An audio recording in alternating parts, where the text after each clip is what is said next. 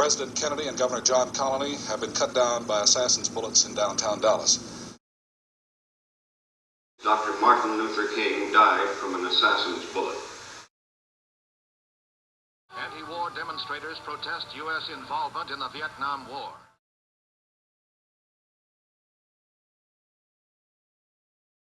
From day one, Charles Kuralt did not want to be the real reporter, bearer of bad news with a fake smile attached to his face. Born in Wilmington, North Carolina, and raised in Charlotte, Kuralt came from a humble background. His passion for journalism began early, as he worked for local newspapers and radio stations while still in high school. He continued to pursue a reporting career after graduating from the University of North Carolina, and began covering small stories for CBS. It did not take long for Kuralt to realize he was not fit to report tragic news to the world, so he began writing a column called People, where he would write about everyday people and their heroic actions. Kuralt said of the column, "Each day I would seek out some kid or cab driver and tell a story in a few hundred words." This column set the stage for his hit series, On the Road with Charles Kuralt, which first aired in 1967.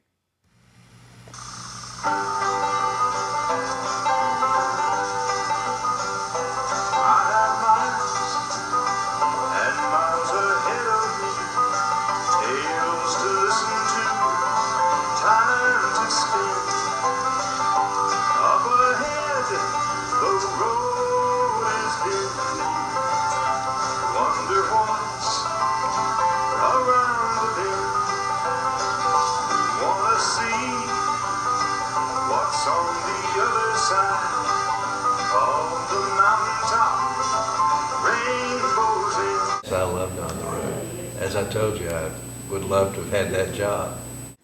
I liked it because it reminded me of the town of where I grew up and stuff. This is a smaller town in America, and I grew up in a smaller town. Oh, I really was addicted to it. I loved it. Through his People columns and On the Road series, Kuralt highlighted the positives of our nation and our people. He grabbed the attention of America by reporting the inspiring news in a time of great turmoil. Kuralt's uplifting news stories helped reinforce the American ideals. He sought the true nature of American people, and spread to the rest of the country in a time of uncertainty the American identity. I think he believed that the country was, or the backbone of the country was, these people who were just hardworking, simple, unpretentious, and he would go search them out. Usually they had to be doing something that was unusual or different or fascinating, and he would inevitably find them, and then that show would be his On the Road show. On the Road first appeared in 1967, a time of chaos in America. Anti-American war efforts, raging Vietnam protests, and civil rights issues stole the headlines. Ralph Grizzle says of the time period, "When On the Road first aired, the CBS Evening News hosted by Walter Cronkite was also being aired. The news was all about a country in turmoil, the Vietnam War, civil rights issues, and the coming of Richard Nixon and the Watergate debacle. That's why Time magazine called Kuralt's series 2-Minute Ceasefires." Kuralt's stories acted as much-needed escapes from the horrors flooding the media, and they helped to restore the American identity. Many Americans felt there was not a big enough cause to fight in the jungles of Vietnam, and began to question America's ideals.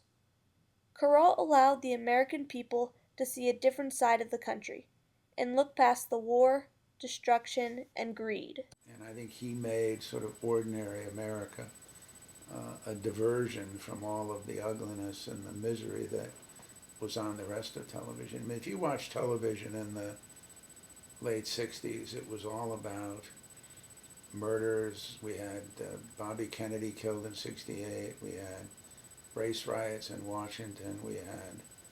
We really had gone through a very tough time. And he was totally apart from that. There was so much about the civil rights and Vietnam War, and I remember watching the evening news. It's always about the Vietnam War. You always see the soldiers over there. But you watch the Charles Kuralt, it was just showing a different aspect, different portrait different side of America that you probably didn't see a whole lot of from a national perspective. It was a nice break. By discovering inspirational, good-natured people and telling their stories of the American dream to the nation, Kuralt counteracted the bad press, thus letting the people perceive themselves in a different manner, a lighter and gentler manner. Grizzle says of Kuralt, "Through him, we learned that the world was not falling apart around us, despite the news and images of chaos that the media fed us. Kuralt told us in 1956 and up until his death in 1997 that we were better than we thought we were, more noble than we had imagined we could be, and that there was, and is, much to marvel at in our fellow countrymen." Kuralt found a variety of interesting, unlikely heroes while writing for the People column and traveling the back roads of America for his hit show. Around every bend of the American road, we keep coming across remarkable Americans. Well known, maybe not by the country as a whole, but very well known by all their neighbors. They are admired by those who know them for being so good at what they do. Here are some of the best. He found people such as Jethro Mann, also known as the Bicycle Man. Mr. Mann believed that every kid should have a bike, and therefore began repairing and lending bicycles to the children in Belmont, North Carolina. Kuralt found people such as Moses Walters, the singing mailman from Magaffin County, Kentucky, who delivers the local mail on a mule.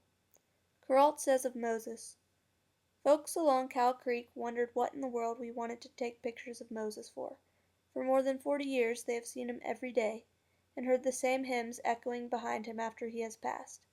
He's ordinary to them, so they might not have stopped to consider that it takes a lot of people to make a country work, and that one of them might be an old man on a mule." It was wonderful stuff. It was all about little people. Some guy that made barrels in Indiana, or somebody that did something with his hands in Kentucky, and it was Americana at its best, I thought. Kuralt not only found these compassionate individuals, he celebrated their lives, and brought their heroic qualities to life. Mr. Grizzle says, "Kuralt taught us how to see people. By penetrating the exterior, he found not only meaning and worth in the lives of others, but also an interior sheen that was often hidden beneath a dull surface. To Kuralt, all people possessed dignity. His gift was that he looked deeply enough to see it."